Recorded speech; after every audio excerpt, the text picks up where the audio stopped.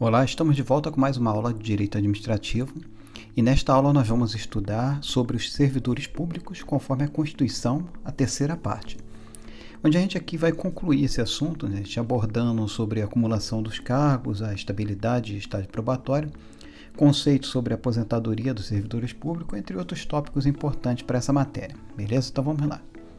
Servidores públicos conforme a Constituição. Bem, nesta aula a gente vai abordar os assuntos de forma bem sucinta, sem se aprofundar muito nos temas para não se estender muito no tempo da aula, né? Para a gente poder manter o objetivo do nosso canal, que é o quê? É ser o mais rápido e prático possível nessas aulas. Então vamos começar com a acumulação dos cargos em empregos e funções. Bem, podemos começar esse assunto pelo que dispõe no artigo 37, inciso 16 da Constituição Federal Brasileira.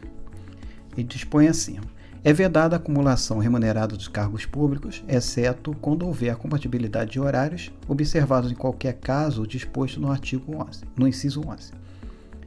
A letra A de 2 cargos de professor, B, a de um cargo de professor com outro técnico ou científico, e C, a de 2 cargos ou empregos privativos de profissionais de saúde com profissões regulamentadas. Bem, tal vedação se estende às autarquias, fundações, empresas públicas e sociedade de economia mista, incluindo aqui todas as unidades federativas, a União, o Estado, o Distrito Federal e os municípios.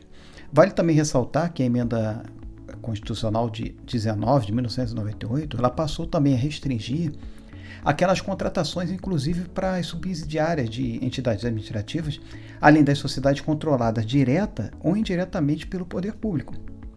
Um fato também que mereceu apreciação do Judiciário foi quanto à possibilidade de um servidor público licenciado para tratar de interesses particulares, né, poder assumir um novo cargo público durante esse período que ele se afastou para interesses particulares, sem que haja aqui uma vedação cumulativa da remuneração.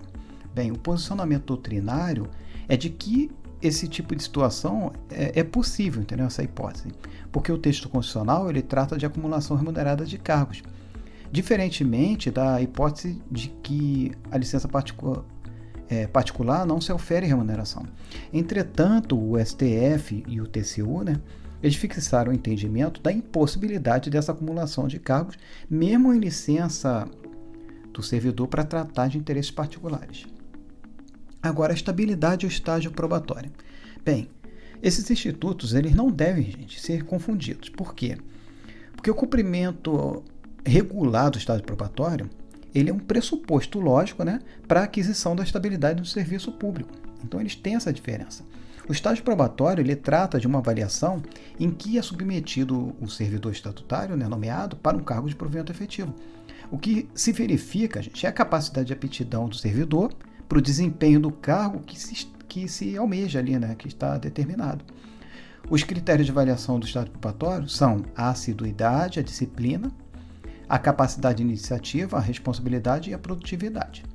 Agora, no que tange a estabilidade do servidor público, essa é uma garantia constitucional dada ao servidor ocupante do cargo efetivo, quanto à sua permanência no serviço público após 3 anos de efetivo exercício e que seja avaliado positivamente por uma comissão designada para tal, né?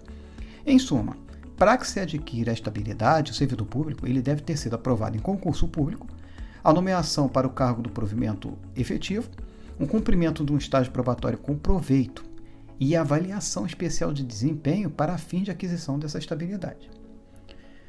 O regime próprio de previdência dos servidores públicos. Bem, o regime próprio da previdência dos servidores públicos é um sistema público de previdência aplicado de forma exclusiva aos servidores públicos. Esse regime, gente, é obrigatório para os servidores públicos que detenham cargos efetivos na União, Estado, Distrito Federal e município, além dos agentes militares. As principais características do regime de previdência são a contributividade, solidariedade, preservação do equilíbrio financeiro e atuarial, a aplicação supletiva do regime geral de previdência social e a unidade de regime e de gestão. Bem, a aposentadoria dos servidores públicos. A aposentadoria dos servidores públicos é tratada pelo texto constitucional em diversos dispositivos, em especial, gente, lá no artigo 40, em que trata dos servidores estatutários e estáveis. A aposentadoria ela pode ser compulsória, por invalidez, voluntária por idade, e por tempo de contribuição e aposentadoria especial. Algumas regras especiais, gente, a depender da condição em que o servidor foi aposentado, né, pode ser a integralidade e a paridade e a acumulação de proventos. Bem, em relação aos temas que abordamos nessa aula aqui, né, voltando aqui a reiterar, teria muito que a gente falar aqui, né, que é um assunto muito extenso, né, porque os temas são complexos, eles demandam muito mais tempo para a sua abordagem mais acurada, né. Então, a título de exemplo, falar sobre a aposentadoria de servidores públicos de forma completa ensejaria que em um curso bem específico e extenso, né, e inclusive numa publicação de um livro, de tanto assunto que você tem para falar, né. Então, diante disso, né, com o conteúdo estudado hoje, eu acredito que atingimos o objetivo do nosso curso de Direito Administrativo, né, de ser bem rápido e prático, onde a gente estudou os principais temas sobre acumulação de cargos até a aposentadoria de servidores públicos. Beleza? Então, na próxima aula, adentraremos em um novo tema. Aqui a gente fecha esse tema de servidores públicos, conforme a Constituição, né? E a gente vai adentrar no estudo da improbidade administrativa. Beleza? Então, a gente vai ficar por aqui e até a próxima aula.